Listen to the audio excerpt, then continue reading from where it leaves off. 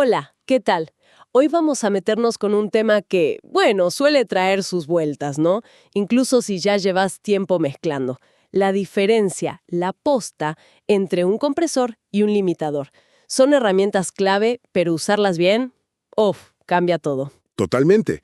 Es que a simple vista parecen como primos hermanos, ¿viste? Y técnicamente, bueno, algo de eso hay, pero ¿para qué sirven y cómo se usan? Ahí está la diferencia. Y sí, confundirlos te puede llevar a un sonido que no era el que buscabas. Puede afectar bastante la mezcla final. Exacto. Para tratar de aclarar esto, vamos a apoyarnos en un material bastante bueno, ¿eh? La transcripción de un video de YouTube. Es del canal mastering.com, un episodio de Mix School de musicianonamission.com.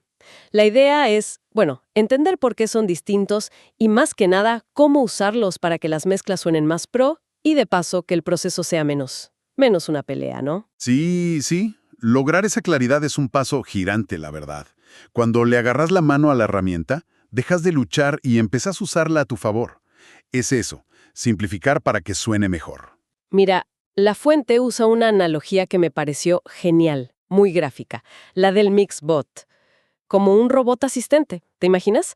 Ponele que tenés una pista de bajo, y algunas notas suenan fuertísimas, y otras casi ni se escuchan. Ir ajustando el volumen nota por nota, una locura, ¿no? Imposible, te vuelves loco. Y ahí es donde entra este Mixbot, que sería el compresor, claro. Justamente, le das una orden al Mixbot compresor, algo así como, che, Mixbot, cada vez que el bajo pase de, no sé, menos 10 decibeles full scale, menos 10 dBFS, ¿podés bajarle un poco el volumen? Y ese punto, los menos 10 dBFS, eso es el famoso umbral, el threshold. Es como la línea que dibujas en la arena, ¿viste? Si la señal no llega ahí, el compresor ni se entera. Pero si la cruza, acción. Podríamos decir que el umbral define el cuándo tiene que meter mano la herramienta. Muy bien, muy claro. Pero claro, el Mixbot, que es lógico, te preguntaría, ok, entendido, pero ¿cuánto quieres que le baje cuando se pase de menos 10? ¿Lo aplasto o nomás lo controlo un poquito?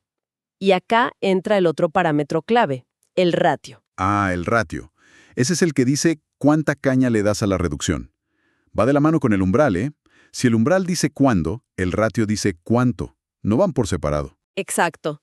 Volviendo al ejemplo del video, le decimos al Mixbot, usa un ratio de 2:1.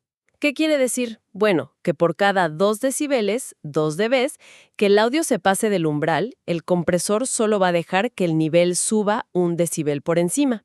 Si un pico llega a menos 8 dBFS, o sea, 2 dB arriba del umbral, lo baja para que quede en menos 9 dBFS, solo 1 dB arriba.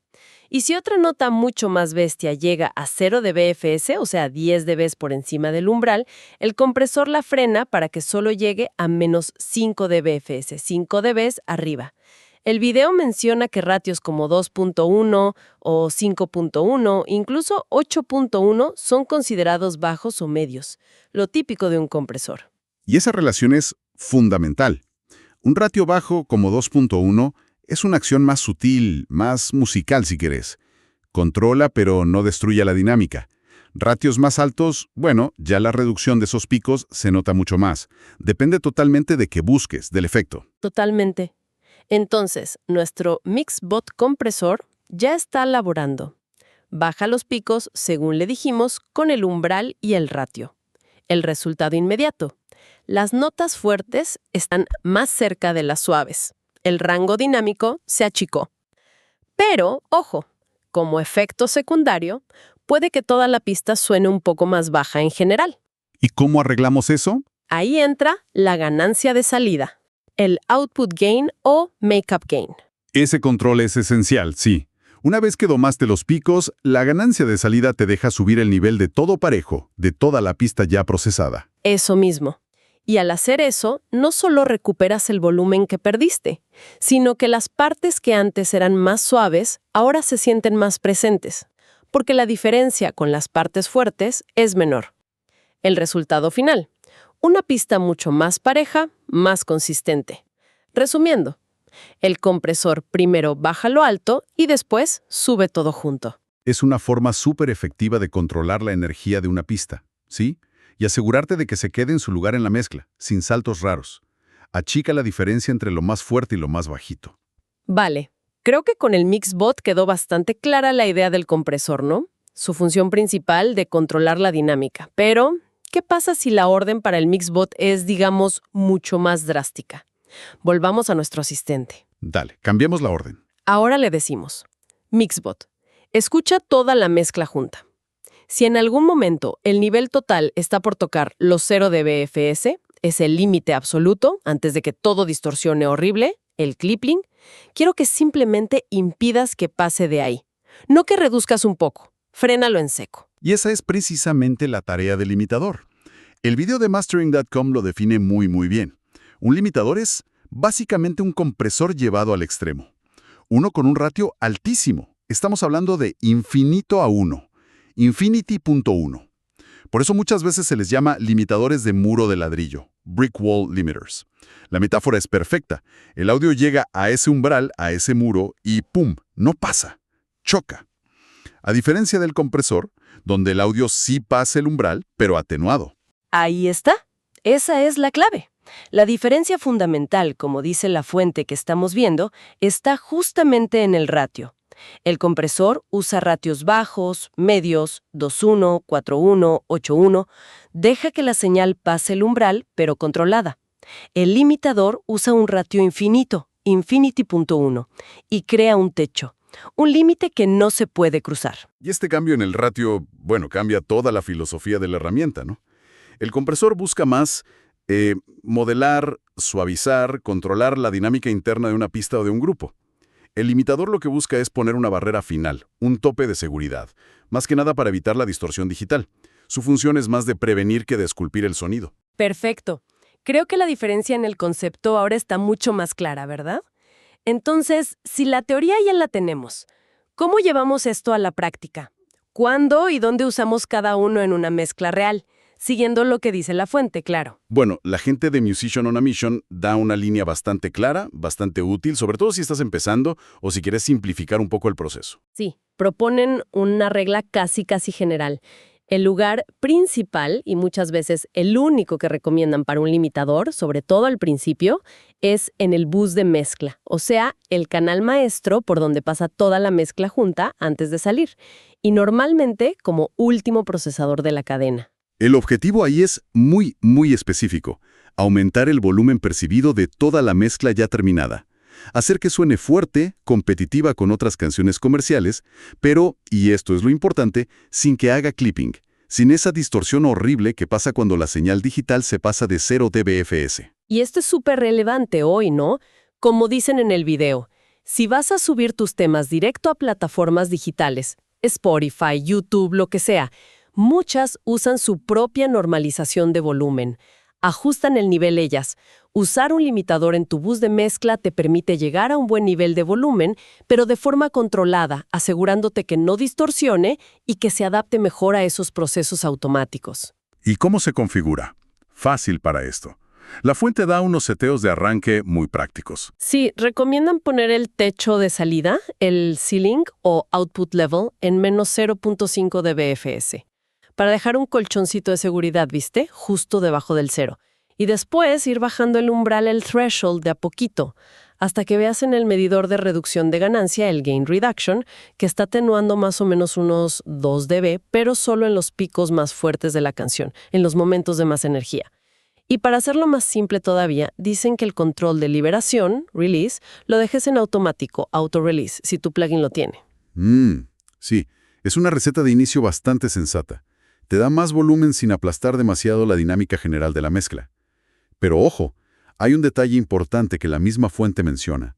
Si vas a mandar tu mezcla a un ingeniero de mastering profesional, lo más seguro es que sea mejor no poner un limitador en el bus de mezcla. Ah, claro. El ingeniero va a preferir recibir la mezcla con más margen dinámico, con más headroom, para aplicar su propio proceso, que seguramente incluye una limitación final mucho más cuidada. Es un punto clave, sí. O sea, esta aplicación de limitador en el bus es más que nada para cuando uno hace el mastering uno mismo o para subir las cosas directo. Exacto. El video también dice, medio al pasar, que hay otros usos para los limitadores, como controlar una caja o una tarola muy picuda, por ejemplo. Pero para no complicarla al empezar, la recomendación es enfócate en su rol principal en el bus de mezcla. Entendido. Limitador principalmente en el máster, ratio infinito para dar volumen sin pasarse de cero. Un uso más acotado. ¿Y el compresor entonces? ¿Dónde va? Y acá la recomendación de la fuente es, al revés, mucho más amplia. Si el limitador va casi siempre en el bus de mezcla, los compresores se usan en prácticamente todo lo demás. O sea, ¿los vamos a ver en pistas individuales? No. La voz principal, una guitarra acústica, el bajo, como en el ejemplo del Mixbot, partes de la batería como el bombo, la caja, o también en buses de grupo. Por ejemplo, un bus con toda la batería junta o uno con todos los coros. Y las razones para usar un compresor ahí son mucho más variadas que el simple no te pases de cero del limitador. Podés usarlo para suavizar los altibajos de una voz y que se entienda cada palabra, o para darle más punch, más pegada a un bombo que se sienta más, o, volviendo al bajo, para que las notas graves estén siempre firmes, presentes, que no desaparezcan en algunas partes de la canción. Básicamente es controlar la dinámica para que cada cosa funcione mejor en el conjunto, en la mezcla total. Y la fuente dice algo interesante sobre esto también. Sí, remarca algo que es fundamental. La forma y la cantidad de compresión que usás depende muchísimo del género musical. Dan ejemplos claritos. En jazz muchas veces querés conservar toda la dinámica, la expresión del músico, así que usas poca compresión, o a veces ninguna. Pero te vas al rock o al hardcore y es común meterle bastante compresión para lograr ese sonido denso, agresivo, con más sustain. Y en el pop actual, la compresión es una herramienta esencial para ese sonido pulido, súper controlado y consistente que se busca. Eso deja clarísimo que la compresión no es solo técnica, sino también creativa, de estilo. Es un universo mucho más grande y complejo que el uso más específico del limitador, al menos según este enfoque simplificado que estamos viendo. Sin duda. Dominar la compresión lleva mucha más práctica, más escucha crítica. Es una herramienta para esculpir el sonido, no solo para controlar el volumen. Entonces, a ver si podemos resumir las diferencias clave que sacamos de esta charla, basándonos en la fuente. El limitador, con su ratio infinito 1:1, es como un muro. Su uso más común y recomendado para arrancar es al final en el bus de mezcla para subir el volumen general sin peligro de clipping, sin pasarse de celo de BFS. Es un uso más específico y, en teoría, más directo de setear para eso. Mientras que el compresor, con sus ratios más bajos, variables, 2:1, 4:1, 8:1, los que sean, actúa más gradualmente. Se usa en pistas individuales o en grupos para controlar el rango dinámico, para realzar la pegada de un sonido, para darle forma a su envolvente, o simplemente para que un instrumento se mantenga parejo en la mezcla. Su uso es mucho más versátil, más creativo y depende mucho del contexto musical y de lo que estés buscando lograr. La diferencia esencial, volvemos a eso, está en el ratio. Y de ahí se desprende para qué sirve y dónde se usa típicamente cada uno. Entender eso ya es un montón. Absolutamente. Te ayuda a elegir la herramienta correcta para el trabajo correcto. Y te ahorra frustraciones, ¿viste? Mejora mucho cómo tomas decisiones al mezclar. Bueno, esperemos que esta conversación haya ayudado a aclarar esta diferencia que a veces se nos escapa un poco. Entender qué hacen el umbral y el ratio y tener en mente esa aplicación típica, limitador en el máster para volumen seguro, compresor en canales para control y darle carácter, de verdad puede simplificar mucho las cosas y llevar las mezclas a otro lugar. De hecho, la fuente original, Musician on a Mission, dice que tienen más recursos, como una hoja de trucos de compresión, una cheat sheet. Y eso mismo refuerza la idea de que la compresión en particular es todo un arte, ¿no? Requiere práctica, estudio constante para sacarle todo el jugo. Totalmente de acuerdo. Y para cerrar, una última cosita para pensar. Algo que apenas tocamos hoy, pero que abre otra puerta interesante. El video mencionaba muy por arriba otros usos, ¿no? Como compresión paralela en baterías o limitadores en una caja. Pero si nos quedamos con el compresor estándar, hoy hablamos de umbral y ratio para controlar niveles, pero casi todos los compresores tienen también controles de ataque, attack, y liberación, release. No nos metimos ahí, pero esos parámetros controlan qué tan rápido reacciona el compresor y cuánto tarda en soltar, más allá de solo nivelar. ¿Cómo crees que esos ajustes de tiempo pueden afectar el carácter del sonido, la pegada inicial o cómo se siente el sustain de una nota? Es una pregunta excelente. Y abre todo un mundo nuevo, ¿no? Nos invita a pensar en estas herramientas no solo como simples niveladores de volumen, sino como verdaderos modeladores de sonido, capaces de esculpir la textura, la sensación rítmica, la envolvente de cada elemento en la mezcla. Ahí es donde, bueno, la técnica empieza a coquetear con el arte, ¿no?